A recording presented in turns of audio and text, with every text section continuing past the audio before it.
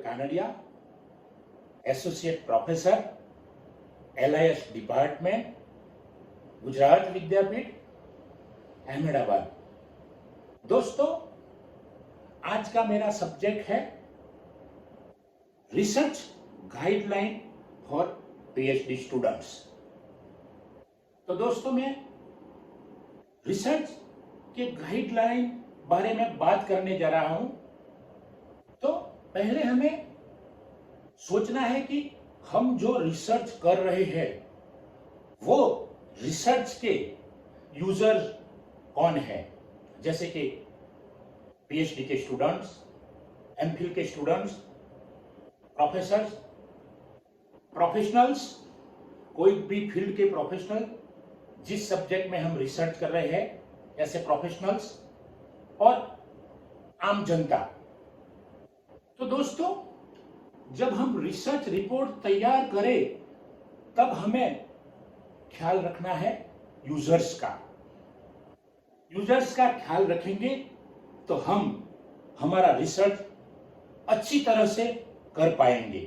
ऐसे ही report writing method कैसी होनी चाहिए। रिपोर्ट राइटिंग मेथड सिंपल होनी चाहिए। हम जो लैंग्वेज का यूज करें वो सिंपल होनी चाहिए। रिसर्च में एक्यूरेसी होनी चाहिए और कोई भी आम इंसान उस रिसर्च को पढ़ सके और समझ सके, चाहे वो रिसर्चर हो, चाहे स्टूडेंट हो और आम जनता हो। कोई भी इंसान उस रिसर्च को पढ़ सके, ऐसा रिपोर्ट राइटिंग होना चाहिए। रिपोर्ट कंटेंट और इंडेक्स वो बहुत ही ध्यान रखने जैसा है। इंडेक्स और कंटेंट में दोस्तों, कंटेंट हमें बताता है कि कौन से पेज पर कौन सा चैप्टर है, किस किस डिटेल को हमने इंक्लूड किया है। ऐसे ही इंडेक्स हमें बताती है कौन से पेज पे कौन सा टेबल है, कौन सी सूची है, कौन सा ग्राफ है और पिक्चर्स है, इमेजेस है, वो सब हमें इंडेक्स बताती है डिटेल में। तो हमारे रिसर्च में कंटेंट और इंडेक्स अच्छी तरह से बनानी पड़ेगी। और आगे हम देखें तो फुटनोट, रेफरेंसेस और हम जो पीछे बिब्लियोग्राफी रखते हैं उस बारे में हम बताएं तो आज तो कई सारे स्टैंडर्ड आ चुके हैं, जैसे APA, American psychology association, MLA, modern language association, Chicago, AACR2, American Anglo American cataloguing rules, CCC, classified cataloguing rules. ऐसे कई सारे स्टैंडर्ड्स मौजूद है। कैसे हमें रेफरेंस देना है, कैसे फुटनोट लिखनी है, इस बारे में हमें ये स्टैंडर्ड सब बताते हैं। तो हमें कोई एक स्टैंडर्ड का यूज करके हमें फुटनोट देना है, रेफरेंसेस देने हैं। रेफरेंसेस से क्या होगा कि कोई यूजर को और कोई आगे कोई रिसर्च करेगा तो उनको पता चल जाएगा कि वो रिसर्चर ने कहां से वो इंफॉर्मेशन ली है। और जो हम प्लेगियरिज्म की बात करते हैं तो प्लेगियरिज्म का जो है वो हमें नहीं लगेगा। प्लेगियरिज्म में कई सारे रूल होते हैं, तो हम किसी की बुक में से, किसी की जर्नल आर्टिकल में से हम थोड़ा सा ही हम वहां से ले सकते हैं।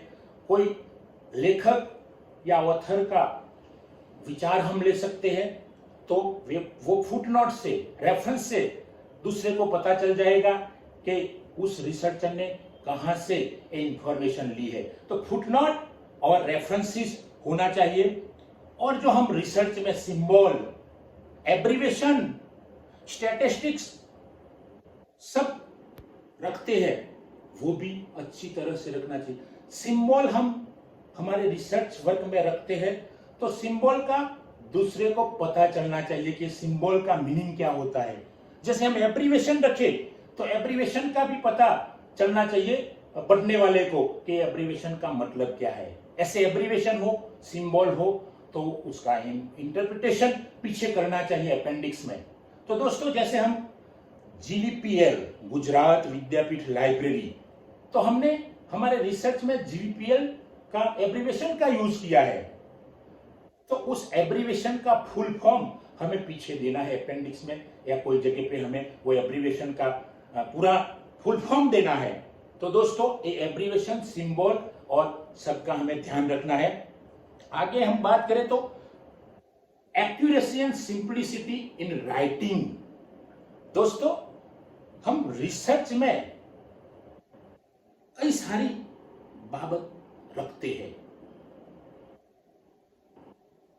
कई सारी इंफॉर्मेशन लिखते हैं, कुछ हमने नया रिसर्च किया है वो भी हम रिसर्च वर्क में और हमारे रिपोर्ट में लिखते हैं। तो उसमें एक्यूरेसी होनी चाहिए, सिंप्लिसिटी होनी चाहिए, सरलता। जैसे हम बोले तो सरलता से क्या होगा कि कोई आम आदमी, कोई स्टूडेंट वो रिसर्च वर्क हमारा पढ़े तो उनको पता चलना चाहिए कि वो रिसर्चर का कहने का मतलब क्या है। वो समझना चाहिए कि वो रिसर्चर ने अपने रिसर्च में क्या लिखा है, क्या इंटरप्रिटेशन किया है। तो वो हमें ख्याल रखना चाहिए दोस्तों। आगे हम बात करें तो structure of research report. Structure में क्या है दोस्तों कि हमें पहले तो टाइटल पेज, जो रिसर्च वर्क हमारा पूरा हो जाए इसके बाद जो हम पूरा जो थीसिस बनाते हैं उसमें पहले आता है टाइटल पेज। तो टाइटल पेज अट्रैक्टिव होना चाहिए, टाइटल पेज पे हमारा टाइटल अच्छी तरह से लिखना चाहिए। इसके बाद रिसर्चर का नाम होना चाहिए, गाइड का नाम होना चाहिए, जो इंस्टीट्यूशन में से हमने PhD किया है वो इंस्टीट्यूशन और डिपार्टमेंट का पूरा नाम होना चाहिए, और जो हमने हमारा थीसिस सबमिट करवाया है उस थीसिस की साल भी होनी चाहिए। तो दोस्तों ये हमारा जो टाइटल पेज है वो है। आगे हम सर्टिफिकेट की बात करें तो थीसिस में, PhD थीसिस में या MPhil थीसिस में सर्टिफिकेट रखने पड़ते हैं। तो सर्टिफिकेट में स्टूडेंट के और रिसर्चर के सिग्नेचर वाला सर्टी होना चाहिए। रिसर्चर के बाद गाइड के सिग्नेचर का सर्टिफिकेट होना चाहिए, और कोई ज्यादा सर्टिफिकेट हो इंस्टीट्यूशन का तो वो सर्टिफिकेट भी हमें रखना पड़ता है, साइन करा के, ऑथोरिटी की साइन करा के हमें वो सर्टिफिकेट भी हमारे थीसिस में रखना पड़ता है।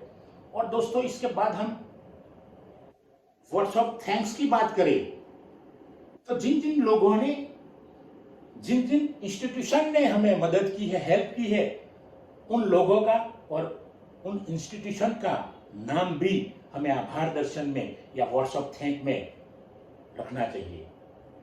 तो हमारा जो ऋण स्वीकार होता है वो होता है।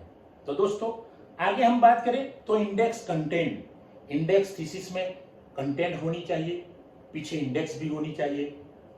कंटेंट से हम अच्छी तरह से दूसरा कोई समझ सकेगा कि ये थीसिस में कौन सा चैप्टर कौन से पेज पे है, कौन सा ग्राफ्स, कौन सा पिक्चर, कौन सी इमेज, कौन सा सिंबल कौन से पेज पे है, वो कंटेंट और इंडेक्स से समझ पाएगा। तो दोस्तों आगे हम बात करें तो प्रॉब्लम जो हमारा प्रॉब्लम है उसका भी हमें अच्छी तरह से अर्थघटन करना चाहिए। जो हमने टाइटल रखा है उसके मुताबिक ही हमारा प्रॉब्लम होना चाहिए। अक्सर टाइटल जो होता है वही प्रॉब्लम होता है। तो प्रॉब्लम का अच्छी तरह से अर्थघटन करना पड़ेगा हमारे थीसिस में। Objective is very important in the research work. जो ऑब्जेक्टिव नहीं होगा तो वो रिसर्च वर्क अधूरा है।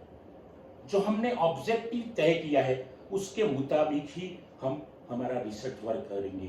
तो ऑब्जेक्टिव का पूरा डिस्क्रिप्शन करना चाहिए, ऑब्जेक्टिव का अर्थघटन होना चाहिए। Objective very important in research work. इसके बाद हम बात करें तो हाइपोथेसिस। हाइपोथेसिस ऐसा स्टेटमेंट है जिसका टेस्टिंग अभी बाकी है, तो हमें हाइपोथेसिस वो इमेजिनेशन है वो भी हमें करना पड़ेगा, और इसके बाद वो हाइपोथेसिस के मुताबिक हम हमारा रिसर्च वर्क करेंगे और हाइपोथेसिस का टेस्टिंग करेंगे। तो हाइपोथेसिस का भी डिस्क्रिप्शन थीसिस में होना चाहिए। बाद में हम बात करें तो रिसर्च इंपॉर्टेंस, रिसर्च का, हमारा रिसर्च का महत्व क्या है, रिसर्च की उपयोगिता क्या है, वो भी हमें बताना है।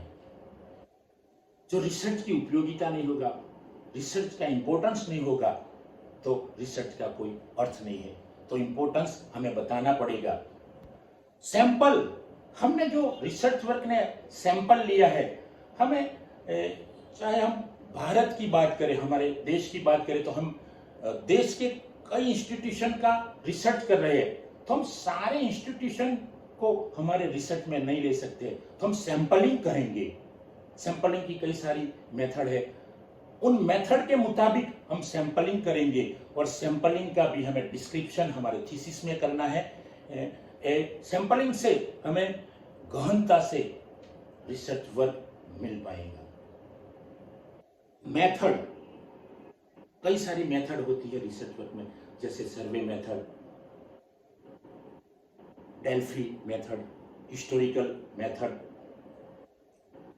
Descriptive method, experimental method, scientific method, ऐसे कई सारी मेथड होती है। हमारे रिसर्च के मुताबिक हमें कोई एक मेथड सिलेक्ट करना है और उनके मुताबिक ही हमें आगे जाना है। मेथड सिलेक्ट करके हमें टेक्निक्स, इंफॉर्मेशन कलेक्शन के लिए हमें टेक्निक सिलेक्ट करनी है, जैसे क्वेश्चनर है, इंटरव्यू है, शेड्यूल है, ऑब्जर्वेशन है। उन कई सारी टेक्निक्स में से हमें कोई एक टेक्निक और दो टेक्निक हमें सिलेक्ट करना है, और वो टेक्निक के मुताबिक हमें इंफॉर्मेशन कलेक्ट करना है। उसके बाद हमें इंफॉर्मेशन कलेक्ट करना है।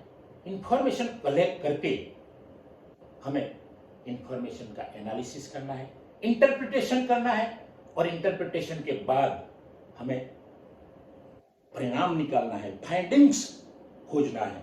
तो दोस्तों, एक हमारा रिसर्च वर्क का जो है हायरार्की वो मैंने बताई।